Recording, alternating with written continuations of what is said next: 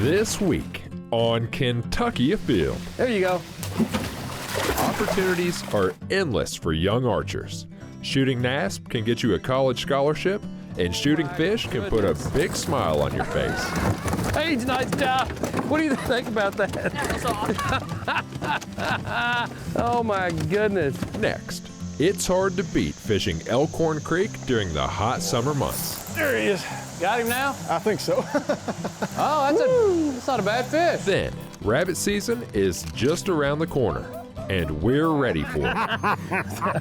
So I'm Absolutely. excited. Yeah, you got a bunch of dogs here? Yeah. It's all next on Kentucky Afield. What dog you got there? Such a pretty fish. Beautiful. This pond is plumb loaded with frogs. They're everywhere in here.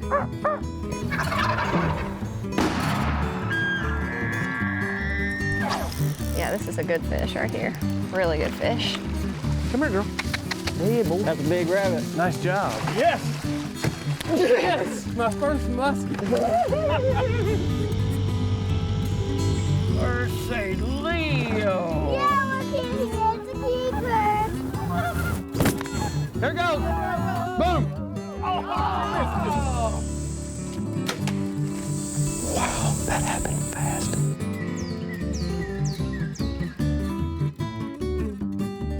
Hello, and welcome to Kentucky Afield.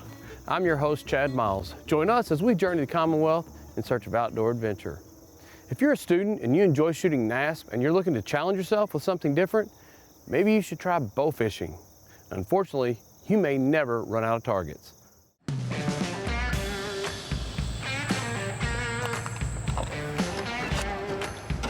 All right, you want to step on in?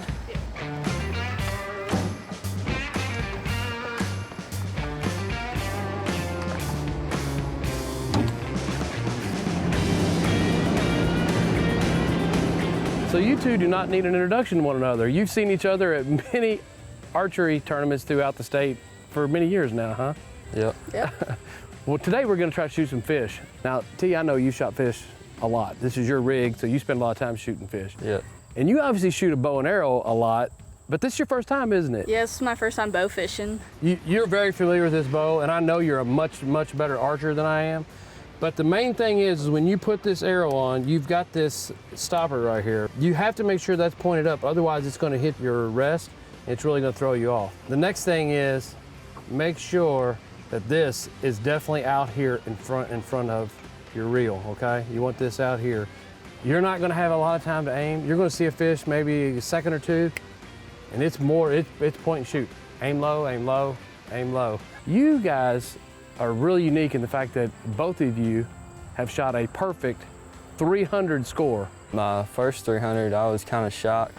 Whenever I shot it, it was kind of crazy at the time. It just kind of happened. I knew I wanted to shoot college archery somewhere, but I wasn't sure, and I was looking at a few different ones, and finally decided to go to Lindsey Wilson, and went up there and talked to the coach and got a scholarship. You get him? Yep, fish on. That's what you want right there. Find you one that, there you go. That is an Asian carp shot right in the face. That's the way to get started right there. On the other side of that concrete, there's a bunch of fish. Just shoot into them. I think you got one on, Paige. Yeah, she does.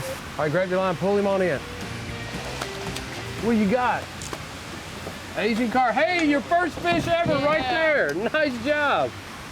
We pulled up here and you see these dead floating fish here, and we looked over and there were just tons of fish laying right under them. And you smoked it. That is awesome. Got one. Headshots on it. Headshot. Nice. She got that fish. Look at there. In the Right in face. the head. Right in the top of the head. That's how you do it right there now. Now that fish just come up and boiled and you was fast enough to get on it. Now that was an awesome shot. Gonna flash the lights. It's not quite dark yet, but if you strobe the lights, what do you expect to happen? They'll start jumping, it scares them. You might want to stay in the middle of the boat. Get ready. There you go.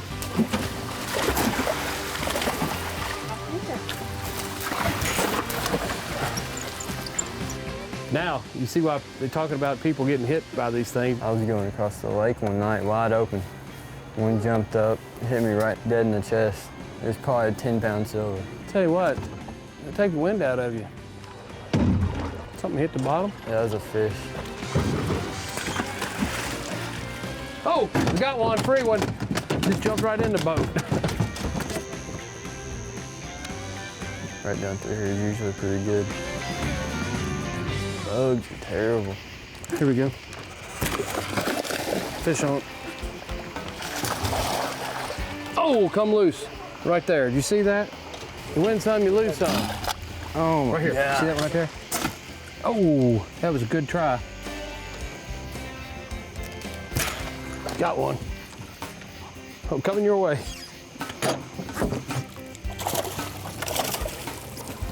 There we go. That joker got us under the trolling motor. Tell it, it's hard to see them tonight, but that fish actually comes from under the boat, swam up, so got lucky. That's one of the easier shots to make when they're swimming alongside with you.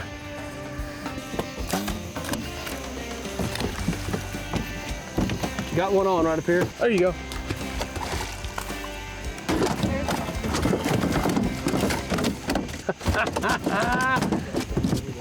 We got fish on the left, fish on the right, fish jumping in. Yeah, I got a feeling they're about to go crazy. All right, Paige, you ready? I'm about to hit them.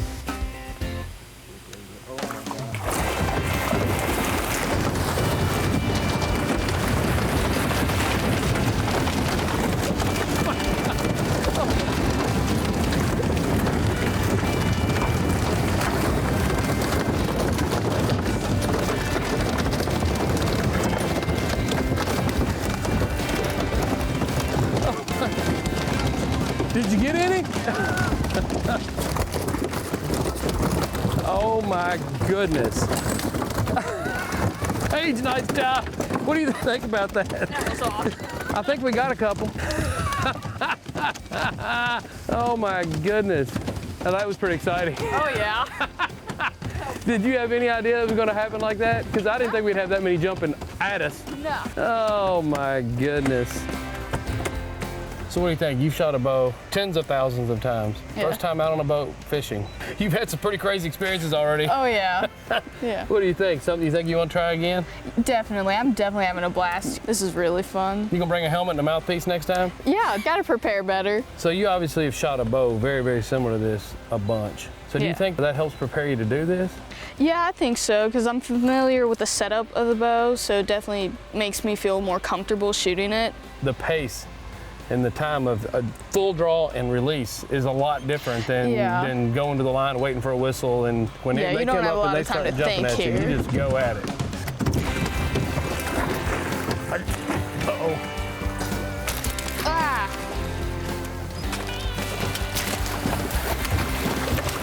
They're back.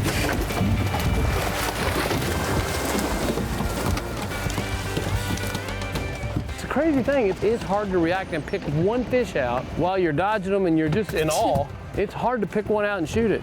So again, the boat will catch enough.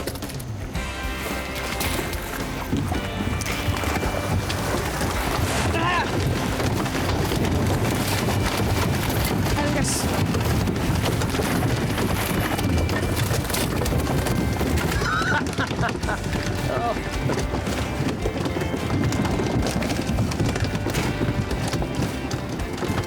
It's a lot of fun and a lot of energy when they start jumping in a boat. Yeah. I can't tell how much I appreciate you guys bringing us out and showing us this. I know you shoot fish all the time. Yeah, quite often. I'd love to sit out here all night and do this, but I believe the buckets are full. And hey, you guys got to get to school, don't you? Yeah. So this is a lot of fun. Keep up the hard work in NASP, and you know what? It's going to pay off. It's already taking you to college. You've got a scholarship waiting on you, and you can get away from shooting paper and get out here and do this. Thanks a lot, guys. Nice meeting you. You too. You as Thank well.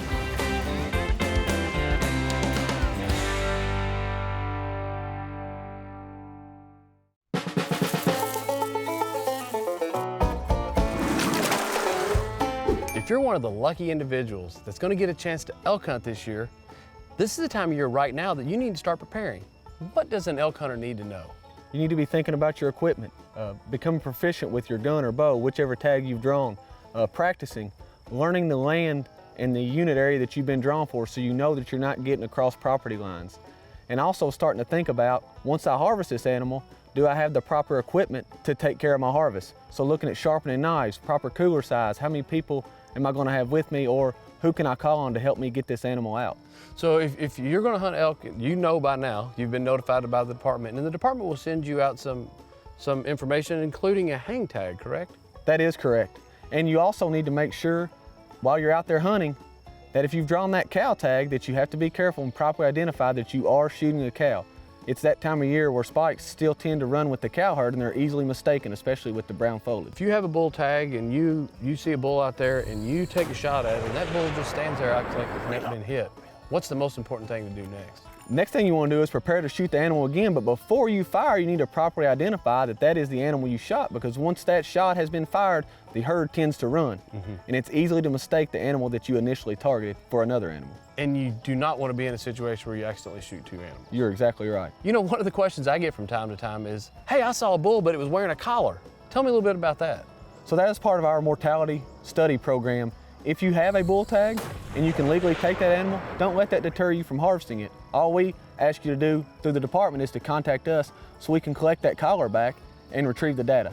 Hey, elk season is right around the corner and it's a super exciting hunt. If you haven't had a chance to go on an elk hunt, hopefully you get drawn soon, and it is a lot of fun. Kayak fishing continues to grow in popularity. If you're in the market for a new fishing kayak, you need to consider a trip to Elkhorn Creek.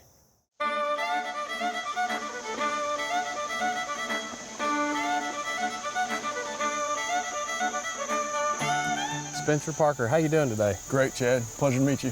I tell you what, this time of year when it's too hot to sit in a bass boat, catching fish in moving water is the place to go. It's really blown up the past few years, absolutely, and the kayak selection is amazing now. I mean, you can go from $200 kayak up to $4,000 or $5,000 kayak. It's a blast, it really is. So do you guys have people that will assist, strictly fishermen now? If a person comes out and says, hey, I'd like to take a float and I really want to focus on fishing, you guys have people that can help them out with that? Absolutely. I'm one of them. I'm just an average Joe. I'm not a professional fisherman. I have a passion for fishing and I have a passion for kayaks. That I love talking to people about kayaking and fishing. Well, you live in a good part of the state to have a passion for fishing and kayaking, because I tell you, the Elkhorn Creek, it is legendary for fishing. You can't hardly beat a smallmouth, especially in moving water. There he is. Got him now? I think so.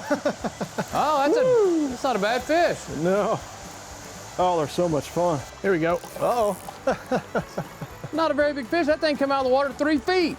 Yeah, and he was stripping drag too, wasn't he? Boy, I'll tell you one thing. It sure didn't take that little tiny brush hog long. There you go. Oh! He wanted it too, because when he hit it, he took off and gave me an aerial show. Did you see that? Awesome. There you go, baby. Thank you. Guarantee you, he's got a belly full of crawfish. Uh-huh. I think it was the second cast in there, and he just popped it. Put on a show. You know, this looks like a really good spot. We've got moving water, and it's deep enough to hold a fish. We ought to be able to catch a fish here. Oh, here we go. A little bit smaller fish, but he wanted the jig. They got some fight to them, don't they? Boy, don't they? I'll tell you what, it's super fun catching these jokers. Whoop. He wanted back in. Don't eat my smallmouth. Get out of here.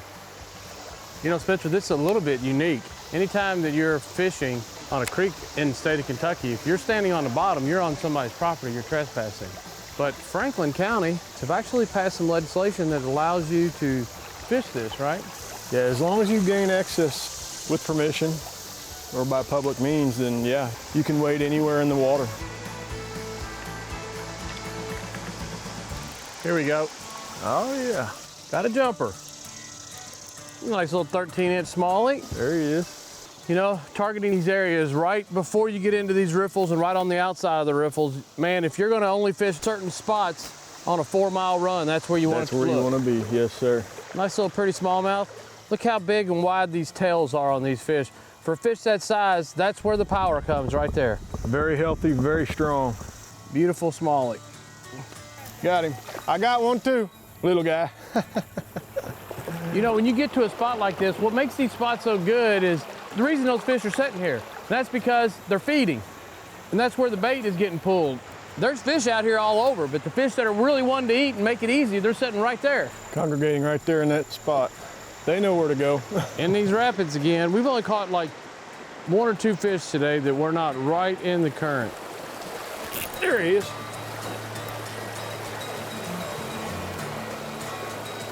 Felt like he was a little better, but I can't tell in this current. That might be a red eye. Nope. Nope, smallmouth. Oh, quick release. Always puts a smile on my face. Every time. No matter if they're big or little. Now, if they get real big, the smiles get a little bigger. Oh, yeah. But they're always fun. Yeah.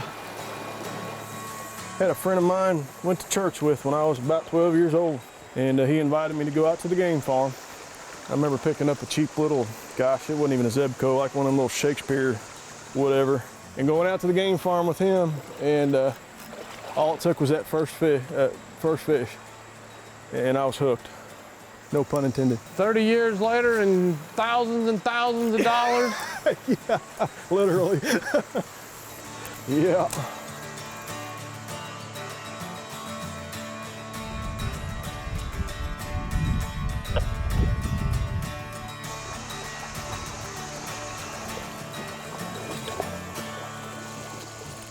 You want to stop and get out and cast that down from here, or what do you want to do? We can. It looks like a good spot. Yeah, I think so too. Oh, there he is.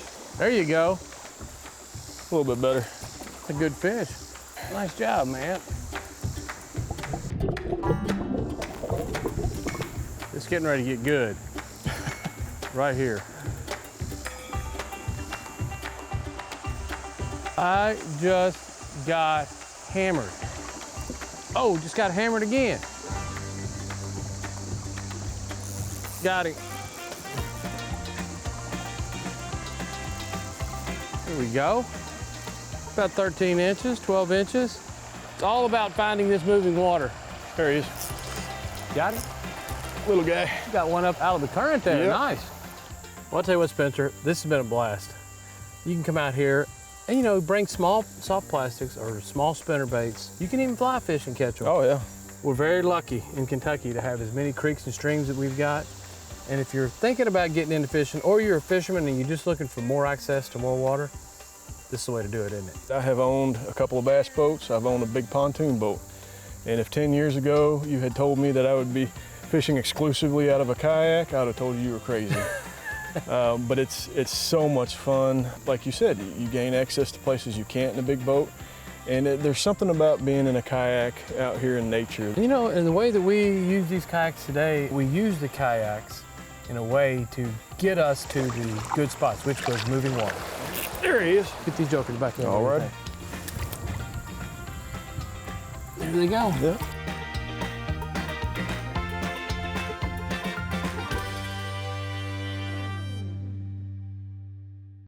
Rabbit season is just around the corner, and I know many of the dog owners are anxious to hit the woods.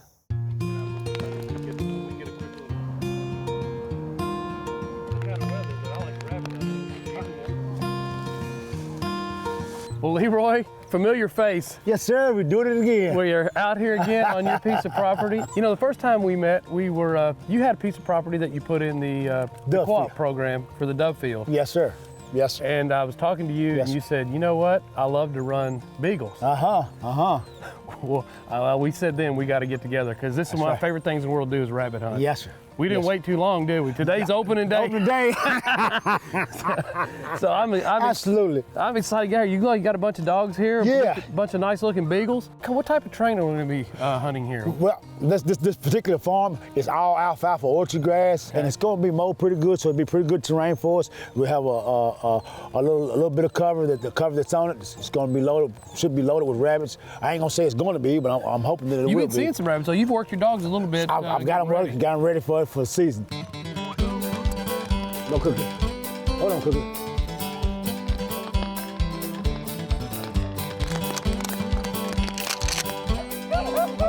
I think they Coach Trevor won from that this morning.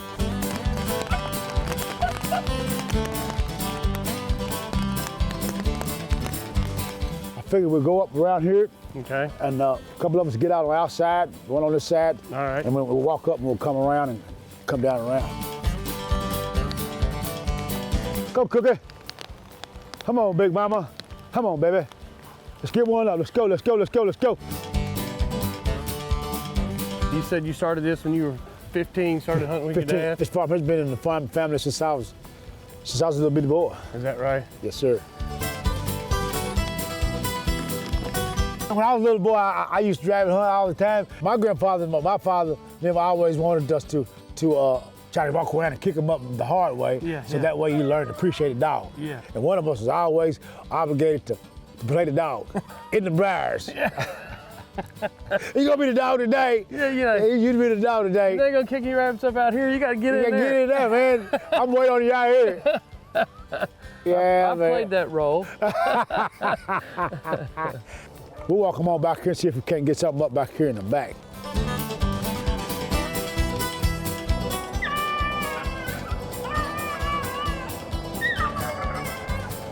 Here comes another one.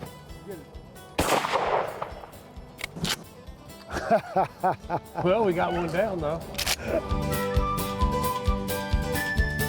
First rabbit of 2017 right here with Mr. Leroy Blue. What dog you got there? That's Cookie. Cookie. Good, Cookie. Like, yeah. There's Get another it, one right get it, there. Cookie. There's one right there. Come on, get on here. What's your favorite way to have rabbits?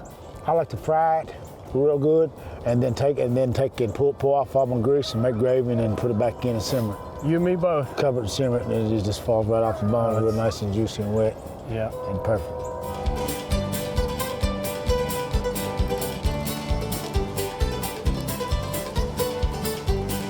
And you got such a nice piece of property to train dogs. To train dogs on. Because, you know, there's not any real big roads near this area either. So you don't have to worry about dogs getting out and getting on the roads.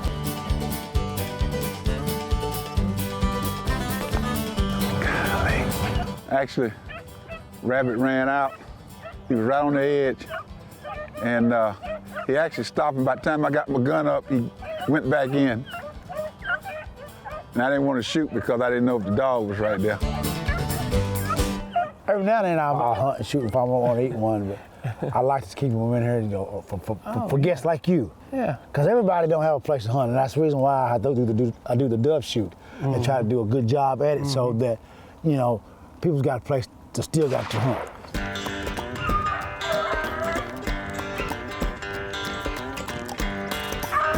Here he come. I think I got him. Oh yeah, he dead. Awesome. Yeah, you got him. All right.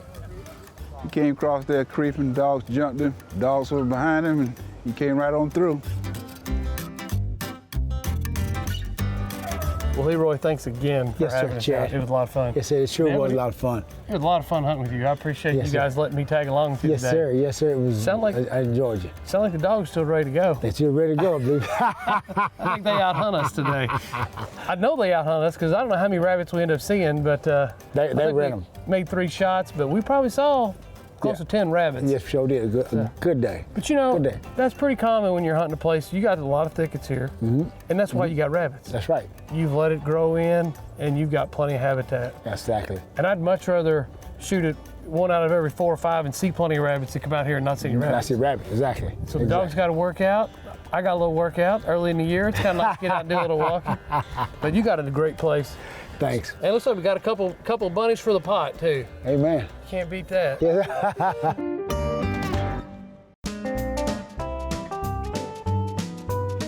Now let's check in and see who else has been out having fun in this week's Ones That Didn't Get Away. Here we have Graceland Ray Steele of Tennyson, Indiana, with her first deer ever taken on the opening day of the youth deer season. Congratulations. Here we have a picture of the bass caught by Heather Lawrence at Barren River Lake. Nice job. Check out this pretty smile on Kendall McLean, who caught a nice bluegill while fishing at her Aunt Lucretia's farm pond in Franklin County. Congratulations. Check out Hunter Blankenship with a nice deer that was taken on Clay WMA during the youth deer season. Congratulations. Here we have Leah and Ethan Lawrence holding their bass that were both caught at Barren River Lake. Nice job. Here is Danny Honeycutt with her first fish ever caught while fishing with her dad, Paul Honeycutt, in Crittenden County. Nice job. If you're wondering where you're going to hunt this season, you still have time to sign up for a quota hunt. And remember, hunting and fishing on private property is a privilege. Always ask permission and thank the landowner. Until next week, I'm your host, Chad Miles, and I hope to see you in the woods or on the water.